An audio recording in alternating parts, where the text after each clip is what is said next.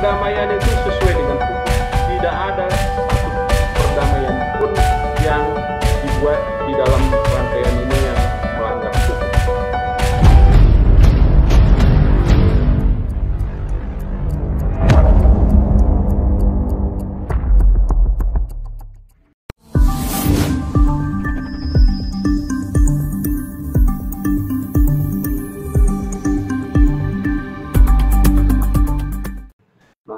Kongres ini kan dilakukan itu ada yang mengatakan, wah ini tidak sesuai pasal 15 anggaran dasar. Nah, ini ya, jadi orang-orang seperti ini kan sebenarnya harus belajar lagi mereka itu, Mas Mahfud itu. Jadi harus belajar hukum ya, bukan belajar anggaran dasar. Kayak hal lagi dong, Bang. Iya. Ya, jadi harus belajar hukum ya. Ya, jadi harus belajar hukum, Mas Mahfud. Mengapa demikian? Kan begitu. Sekarang saya bacakan ya pasal 15 ayat 2 yang diklaim mereka itu tidak sesuai itu ya. Mereka harus belajar hukum. Biarpun dokter yang bercerita itu dia harus belajar hukum. Harus betul-betul dia dalamin hukum. Nah, bunyinya begini, Mas Mahfud ya. Pasal 15 ayat 2 di anggaran dasar. Kongres luar biasa dapat diselenggarakan apabila dianggap perlu dan atau mendesak oleh pengurus pusat. Itu satu. Kongres luar biasa bisa atau dapat diselenggarakan apabila satu, dianggap perlu oleh pengurus pusat. Satu, Mas Mahfud. Ya. Dua, atau permintaan lebih dari 1,5 bagian dari jumlah pengurus wilayah. 3, oke.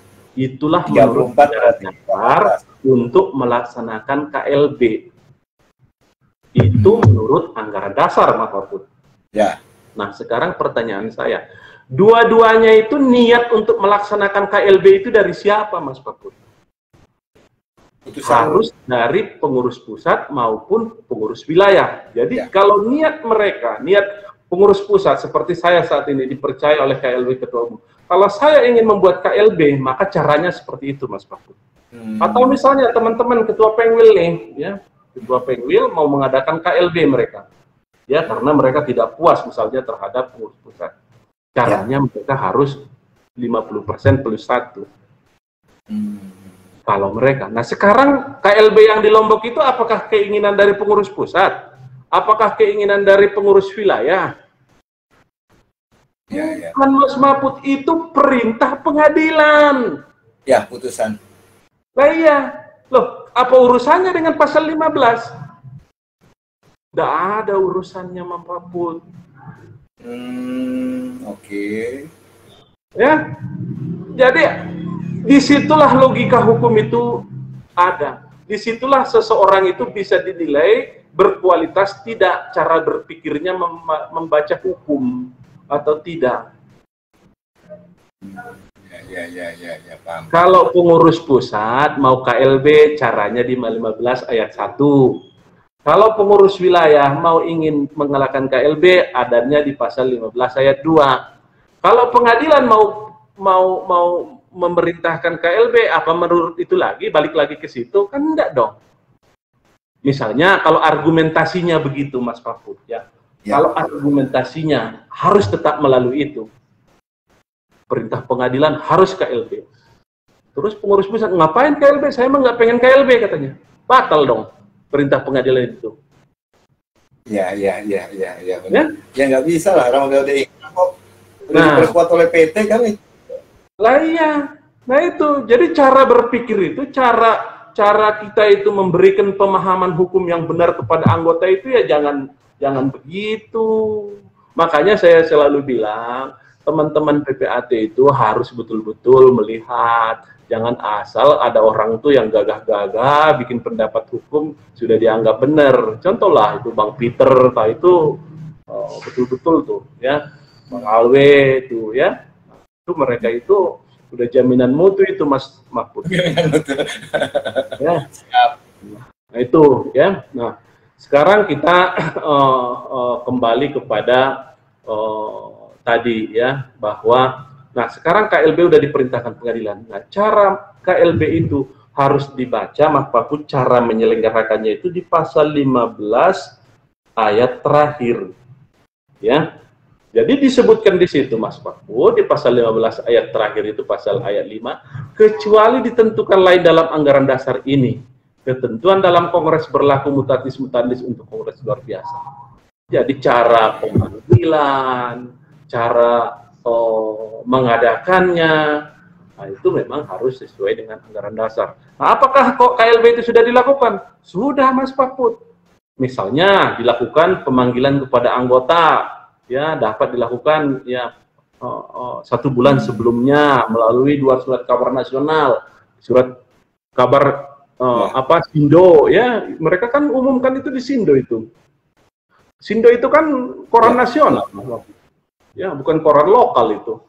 Ya kalau Fajar Banten baru, ya lokal. Ini mah, ya kan? Nah itu Jawa Timur Pos, ya. Jawa Barat Pos, ya. Jawa Barat Pos berlakunya di Periangan, ya seperti saya sekarang nih di rumah di Bandung ini Mas Paput, ya. Nah, itu di sini kita itu, ya. Saya lagi di Bandung ini soalnya, ya di rumah di Bandung. Ya. Nah, Mas Paput itu. Nah, kemudian cara pemilihan mereka bilang tuh ya, ada yang malah yang bikin TikTok itu ya, sih untung tuh. Saya udah larang, nggak usah lah. Mereka betul-betul tidak terima. Mayoritas anggota panitia ya dan peserta kongres itu sakit hati terhadap TikTok yang dilakukan oleh Sultan. Ya. Dan kawan-kawan itu. Mereka sampai mengancam itu mau dilaporkan ke polisi, penghinaan dan lain sebagainya. Kalau nggak salah nama Gross dipakai juga, Bang. Ya, jadi saya bilang nggak usah lah, ya kita maafin. Nanti ada kok itu ininya, apa namanya, Tuhan itu tidak tidur, ya tidak tidur ya. Nah, jadi tidak ada dilakukan. Mereka bilang kan online tuh pemilihan tuh. Pemilihan itu kan offline langsung. Memang TPS-nya dibuat di beberapa tempat. Mengapa harus dibuat di beberapa tempat? Kan begitu. Karena pandemi. Kan begitu. Tidak ada di dalam anggaran dasar harus di satu tempat pemilihan itu, Mas Paput. Ya. Tidak ada di anggaran dasar rumah tangga. Ya. Yang dilakukan di situ adalah bahwa seorang mendapat suara, 1 orang, kemudian dan harus dilakukan secara langsung, tidak boleh diwakilkan. Dan tidak diatur secara online. Betul. Kemudian selesai KLB tersebut. Nah, sampai di situ ya, baru kita bicara program ya, Mas Paput ya, Mas Paput. Ada yang bertanya, Mas Paput? Dulu, aku banyak. Jadi sebelum dari pemirsa Gross TV, dari Gross TV dulu nih mau nanya nih, dari MGD, majalah Gross Digital atau Gross TV, dari saya sendiri.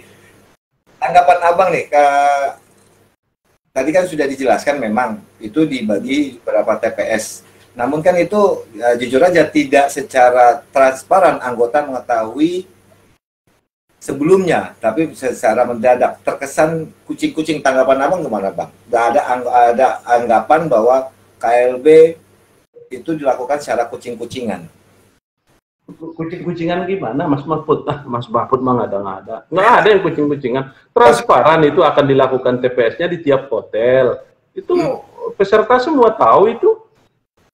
Loh, ya diumumkan di koran atau di mass media mungkin iya, ya. Tapi kan itu tidak harus diumumkan di mass. Emang kalau kita cara pemilihan juga di dalam kongres diumumkan gitu, Mas Mahfud? Ya kan enggak. Habis Gross TV nggak dapat informasi. Wah, kalau begitu ya wartawan kan.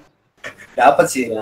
Ya, yang kedua, balik lagi aku agak mundur ke belakang ke masalah persiapan kongres luar biasa. Ini aku kutip dari beberapa pertanyaan yang ada di sini. Aku baca dulu ya dari atas. Pak Ketua mohon izin. Dari Bang Eki Ridwan, terima kasih Ketua Umum Bang Hapendi Arab. Semoga tayangan ini memberikan informasi pada anggota, tidak ada gading yang tartak, kesempurnaan hanya milik Allah. Mari perbedaan pendapat, keberagaman menjadikan IPAT menjadi kuat, demokratis dan taat aturan. Fokus untuk menatap ke depan, merealisasikan berbagai program yang bermanfaat, saling bergandengan tangan untuk menjadikan IPAT kompak. Semua akan indah pada waktunya. Semangat. Itu dari Bang Eki. Nah, yang kedua, ini dari BST, Bahana Suratarigan. Mohon penjelasan Pak Ketua, kedudukan Direktur PPAT di IPAT sebagai apa? Monggo, Bang Hapendi, ditanggapi. Siapa Bahana? Bahana harusnya dia kan ALB juga belum ya. Nah, kemudian anggota IPAT juga belum ya. Tapi ya sekedar pengetahuan umum lah ya, pengetahuan hukum. Itu saya beri nasihat aja sama Bahana itu ya. Jadi dia itu harus belajar kepada orang yang benar. Ya, karena di lingkungannya dia saat ini banyak sekali yang tidak benar ajarannya. Ya. Jadi pertanyaannya apa, Mas Mahfud? Mohon dijelaskan kedudukan Direktur PPAT di IPAT sebagai apa? Nah, itu lebih bagus dia baca sendiri aja itu anggaran dasar IPAT itu ya. Di dalam IPAT itu yang ada itu ketua umum ya, ketua bidang ya, kemudian wakil sekretaris umum, wakil sekretaris, kan begitu ya.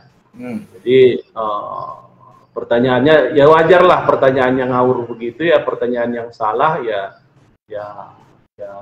susah kitanya ya, wajar ya, karena dia kan belum anggota IPAT ya, dan ALB juga belum ya. ALB itu menurut anggaran dasar kita itu, Mas Mahfud, itu harus lulus kode etik ya.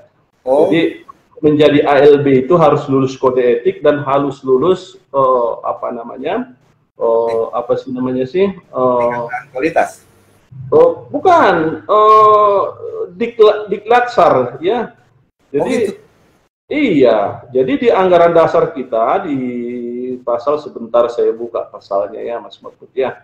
Jadi ini anggaran dasar nih, jadi ya lebih bagus itu siapa bertaubat dia, siapa namanya, Bahana itu segera bertaubat dianya ya, agar dia itu apa namanya kedepannya itu lebih benar.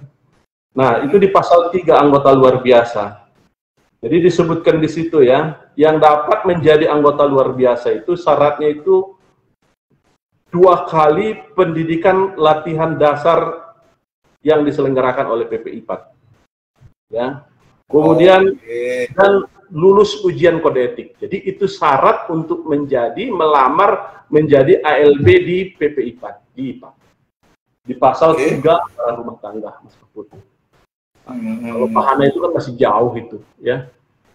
Gitu. Berarti untuk menjadi ALB beda ya dengan, maaf aku agak keluar frame, beda dengan INI ya? Oh beda. Agak berbeda. Beda. Kalau di IPAT itu berarti ada diklat 2 kali, lulus UKN baru jadi ALB. Kalau di INI kan lulus Diklatsar, ya, pendidikan dan pelatihan dasar PPAT-an. Berarti itu berarti nanti ke depan akan masuk program ya? Harus itu dilakukan ya. Saya orang yang taat hukum dan taat anggaran dasar, anggaran rumah tangga. Itu nanti akan ada pertanyaan sendiri di pertanyaan berikutnya. Lanjut, selanjutnya ini, apakah perdamaian sudah sesuai dengan aturan hukum yang berlaku, utamanya Perma nomor 1 2016? Kalau jika sudah, bisa dijelaskan dasar hukumnya yang tercantum di dalam Perma nomor 1 2016. Ini dari pemirsa. Mas Mahfud, itu udah saya bilang tadi, perdamaian itu telah sesuai dengan aturan hukum yang ada di Indonesia. Tapi termasuk Perma itu. Tidak ada satupun yang dilanggar perdamaian itu terhadap hukum di Indonesia. Ya, saya berbicara itu sebagai ahli hukum yang telah ya sekolah ya, tidak ada lagi sekolah strata hukum yang belum saya ikuti. Saya bicara seperti itu, Mas Mahfud. Dan saya tidak dari universitas abal-abal ya. Siap. Itu yang selanjutnya. Ya, jadi itu pernyataan saya. Jadi perdamaian yang dilakukan itu 100% telah sesuai dengan Perma nomor 1 2016 dan seluruh aturan hukum yang ada di Indonesia, baik itu HIR, baik itu KUH Perdata maupun yang lainnya. Bahkan di situ, Mas Mahfud, ya perdamaian menurut Perdata seperti yang didengungkan oleh mereka itu hanya mengikat bagi mereka yang melakukan perdamaian. Betul itu 100%. Nah, tetapi Mas Mahfud, orang hukum itu juga mengerti bahwa Mas Julius Purnawan itu dalam perdamaian itu adalah statusnya apa, kedudukannya apa, kedudukannya selaku calon ketua umum di dalam Kongres, selaku tergugat di dalam perkara itu. Ya. Yang berdamai di situ adalah Salvatore Sopren yang 2019. Apa kedudukannya di situ? Selaku ketua umum PPI PAT. Dr. Khan yang berdamai di situ adalah dalam kedudukannya selaku ketua presidium. Nah, itu kan perdamaian yang ada tanggal 21 Desember 2020. Maka seluruh pihak yang ada di dalam perkara tersebut telah bersepakat dan berdamai dalam kedudukan mereka masing-masing di dalam perkara. Oleh karena itu, maka seluruh anggota tanpa kecuali berlaku baginya perdamaian itu. Ya, berarti kan setelah KLB dilangsungkan kan akhirnya Bang Hapendi terpilih sebagai ketua umum 2021-2024. Kan seperti itu Bang ya. Udah lah, dalam artian perdamaian itu sudah sudah ditandatangani, yaitu dengan meminjam ruangan yang diberikan oleh Kementerian ATR, seperti itu kan Bang ya, gambarannya ya. Ya. Di situ dan ada yang menarik, sebelum terjadinya KLB. Nah, bagaimana terjadi ada gugatan. Tanggapin dong Bang. Itu kan muncul gugatan kalau tidak salah 19 ya. Dari 19 anggota PPAT menggugat bahwa KLB itu tidak sesuai dengan anggaran dasar anggaran rumah tangga. Tanggapan Abang gimana nih kalau melihat gugatan tersebut? Atau sedikit gambaran apa sih yang digugat oleh 19 itu? Yang 19 ya, ini lucu ini ya. Kalau nggak salah, kalau nggak salah, lucu aja ya. Dalil-dalil mereka itu ya, sekarang kita baca ya, apa yang mereka minta ya. Jadi yang mereka minta itu kan begini, Mas Mahfud ya.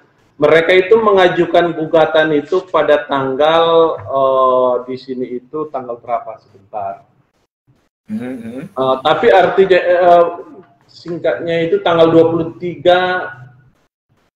Oh, ini yang perubahan ini Mas Mahfud ya. Mereka mengadakan perubahan ya. Nah, kemudian mereka itu sebentar saya lihat dulu gugatan mereka ini tanggalnya. Boleh saya tambahin dikit? Ya. Saya tambahin sebentar ya. Kalau nggak salah yang menggugat 19 orang itu saya nggak sebut semua ya. Kalau nggak salah di antaranya itu kan ada Bang Made Priyo kalau nggak salah ya. Mohon dikoreksi kalau salah. Bukan, Mas Mahfud. Yang 19 itu bukan itu Mas Mahfud.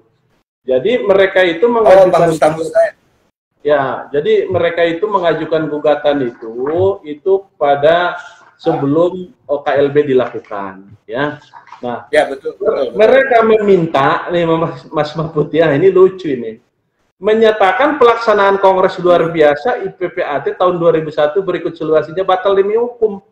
KLB-nya belum ada, dilaksanakan juga belum, mereka meminta dibatalkan. Coba tuh. Jadi ini gugatan imajiner, gugatan cita-cita. Dalam hukum jadi kenal itu. Meminta KLB dibatalkan demi hukum. Menyatakan, meminta kepada pengadilan menyatakan pelaksanaan KLB IPAT Lombok tahun 2021 berikut seluruh hasilnya batal demi hukum. Nah, mereka mengajukan itu kan sebelum KLB. Lah iya, jadi gugatan belum KLB, belum ada apa-apa, mereka sudah meminta KLB dibatalkan. Nah, itulah makanya bahasa hukumnya itu adalah gugatan imajiner, gugatan cita-cita. Ya. Jadi karena pinter atau karena apa saya nggak tahu ya. Tapi begini Mas Mahfud, saya itu udah belajar hukum banyak ya, tapi saya belum pernah menemukan cara seperti itu ya. Nah, itu adalah gugatan imajiner. Itu kalau nggak salah di Jakarta Barat ya, kalau nggak salah betul ya. Jakarta Barat itu Mas. Dia juga di Jakarta Barat ya. Ya. Itu masih berlanjut tidak Bang? Itu satu ya. Ya berlanjutnya itu satu. Kemudian di antara mereka itu ada 3 orang itu yang bukan peserta kongres.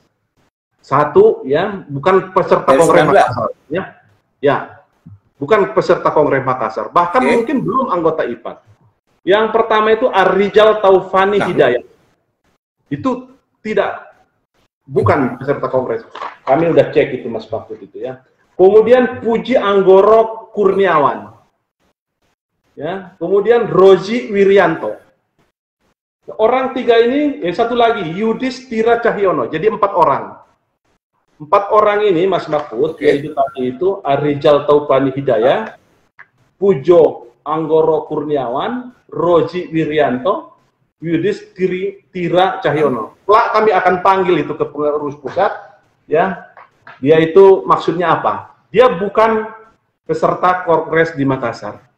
Dan kita juga ingin mempertanyakan nanti apakah dia udah anggota IPAT apa belum. Ya, jadi tapi dia sudah sebagai masalah gimana Mas Bapak? Yang 4 orang itu apakah sudah menjabat sebagai PPAT, lulus PPAT atau yang 4 yang tadi Bang sekarang mungkin sudah PPAT, makanya kita panggil. Kalau Bahana misalnya ya, si Bahana itu kan dia bukan PPAT, biarin aja dia itu ya. Nggak perlu dianggap dia itu karena dia bukan anggota IPAT, bukan PPAT gitu. Bahkan ALB pun belum ya jadi masih jauh itu, masih panjang perjalanan, masih panjang itu ya. Jadi ya itu harus berpikir panjang itu ya itu. Bu, kalau boleh tahu 4 orang yang tadi Pak Ketua sebutkan itu akan dipanggil Saudara Ar-Rijal Taufan Hidayah, ya, kemudian Bambang Susatyo Widodo, kemudian bukan Bambang, salah, bukan Bambang ya, Bambang udah peserta Kongres dia tercatat di angka 2901 ya, mohon maaf ya. Nah, Pujo Anggoro Kurniawan, kemudian Rozi Wirianto, kemudian Widis Tira Cahyono. Jadi orang ini tidak ada tercatat di situ. Kalau yang lain itu ada, seperti misalnya Hustam, dia tercatat di angka 3764 sebagai peserta nomor 3764 ya. Bang Sugiarto kalau nggak salah ya? Sugiarto dia di 2328 dia tercatat di peserta Kongres di nomor di urut 2328. Nah, kalau boleh tahu sedikit informasi dong Pak Ketua, ini kan masuk di Pengadilan Negeri Jakarta Barat ya gugatannya ya? Ya. Sudah sejauh mana nih perjalanan gugatan ini? Apakah sudah masuk persidangan atau masih dalam rangka pemberian bukti-bukti, duplik? Masih lama itu. Lama, bahkan mungkin nanti lebih dulu yang di Mataram itu. Lama. Oh gitu. Nah, jadi siap-siap aja yang 18 orang itu ya digugat lagi oleh siapa? Deklarasi ya. Tapi untuk yang 4 itu nanti akan kita panggil itu ya. Jadi pada waktunya nanti akan kita panggil ya. Apa maksudnya? Ya, apa hubungannya dia dengan Kongres? Padahal dia tidak. Jadi gini Mas Pakut ya, dalam hukum. Jadi seorang anggota IPAT yang tidak hadir di Kongres, ini Mas Pakut ya. Kalau menurut hukum orang yang seperti itu dialogikan sebagai bahwa dia itu telah menyerahkan segala sesuatu haknya itu kepada Kongres itu sendiri. Jadi apapun keputusan yang ada di Kongres, dia itu tidak mempunyai hak untuk mengganggu-gugat. Ini sepertinya begini Mas Pakut. Seseorang Mas Pakut itu di Pilpres ini ya, di Pilpres nah, kemudian Mas Pakut itu dalam konteks tidak ikut kan begitu. Kemudian itu ternyata sebenarnya calon presiden, kemudian Bawaslu, KPU ya sudah berdamai mereka Mas Paput. Nah Mas Paput yang enggak ikut Pilpres tahu-tahu menggugat. Protes. Oh ngapain pada damai? Gitu. Saya beri analogi begitu, Bang Alpon bilang enggak pas juga karena kan agak berbeda dikit. Kayaknya beda jauh Bang. Nah lanjut Bang. Nah, kalau nggak salah itu sebelum KLB itu gugatan masuk ya. Kemudian kan pelaksanaan KLB bla bla bla. Kemudian masuk lagi tuh kalau nggak salah, aku juga mau klarifikasi dan sekaligus konfirmasi, masuk lagi gugatan di Palembang.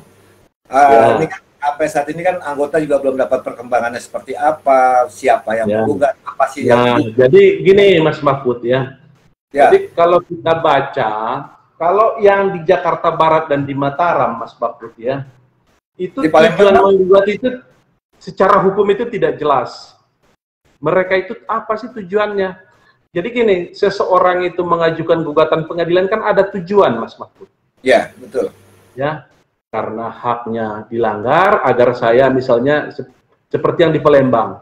Saya di sana itu menggugat itu sebenarnya tujuannya dia agar diakui, agar dia bisa diterima menjadi peserta kongres. Gitu loh. Okay. Ya? Nah, itu secara hukum, secara rasio itu mempunyai tujuan. Jadi lius itu dalam menggugat itu mempunyai tujuan agar dia itu diterima, ya meskipun dia tidak ikut di Makassar itu menjadi peserta KLB. Itu harus bisa diterima dan itu sesuatu yang normal Mas Mahfud. Ya. Okay. Kemudian ya kalau kita lihat dia itu juga sudah melakukan somasi-somasi lebih dulu. Dia udah bikin surat ke Pak Firlandia, ke Ketua Pengwil, dia sudah telepon tetapi tidak ditanggapin, sehingga dia menggugat. Prosedur dan cara serta tujuan Mas Lius itu menggugat itu secara moral, secara etika, secara hukum itu bisa dipertanggungjawabkan. Nah, alhamdulillah ya kemarin Mas Lius dengan kebesaran hatinya juga bersedia mencabutnya. Ya, berarti sudah clear ya? Sudah beres? Ya, clear. Dia ingin mengutamakan kepentingan seluruh anggota. Itu bagus itu ya. Nah, jadi memang cara berpikirnya cukup bagus. Nah, sekarang coba perhatikan tuh. Sekarang mereka menggugat di Jakarta Barat. Tujuannya apa Mas Bakut? Ya. Sekarang membatalkan KLB. Ya, yang imajiner tadi ya. Kemudian di Mataram mereka itu meminta agar dibatalkan KLB, ya kan? Kan begitu ya Mas Paput ya. Sekarang kalau dibatalkan KLB tersebut, ya, sekarang yang mau KLB siapa? Itu satu. Yang benar. Nah, sekarang kalau dikabulkan putusan baik itu di Jakarta Barat maupun di di Lombok, artinya ada 3 keputusan pengadilan yang sama-sama hidup. Oke. Ya, yang sama-sama hidup. Putusan 694 memerintahkan KLB. Putusan siapa namanya yang sebentar saya baca dulu nih putusan gugatannya di 19 ini. Apakah ada perintahnya KLB apa enggak? Oh, nggak ada perintah KLB. Oh, ada juga ya. Oh iya, ada KLB. Nah, kemudian di Mataram ada KLB. 3 putusan pengadilan memerintahkan KLB. Sekarang saya mau tanya sama Mas Fakut, siapa yang mau melaksanakan itu? Di Pengadilan Jakarta Barat memerintahkan kepada pengurus wilayah. Kemudian di Jakarta Barat memerintahkan kepada pengurus wilayah membentuk pimpinan sementara, ya. Kemudian pimpinan sementara membuat kongres. Kemudian di sini juga timbul persoalan hukum. Ada 3 putusan pengadilan yang harus dilaksanakan. Katakanlah sama-sama telah berkekuatan hukum tetap. Oke. Mana yang mau dipakai? Pihaknya berbeda. Yang mana yang mau dilaksanakan? Yang pertama. Ya? Yang pertama. Nggak ada yang bisa dilaksanakan, Mas Wahud. Satu, ya. Itu satu masalah. Sekarang mereka mengatakan agar memerintahkan pengurus wilayah. Sekarang saya mau tanya. Kita berarti ini bicara tentang hukum. Ya, bicara tentang hukum. Saat ini tidak ada kalau kita bicara hukum ya Mas Fakut ya. Begitu putusan pengadilan tersebut, berarti mereka kan KLB dibatalkan nih. Kan kemarin itu di KLB itu kan dilantik lagi itu ketua-ketua Pengwil, makanya hidup sekarang Mas Mahfud. Oke. Nah, Ya. tadi kan rasionya putusan pengadilan yang Mataram dan Jakarta Barat ini kan dikabulkan oleh pengadilan. Artinya putusan KLB batal demi hukum. Jadi pelantikan ketua Pengwil yang dilakukan di KLB itu dianggap tidak pernah. Batal. Itu bahasanya. Nah, artinya apa?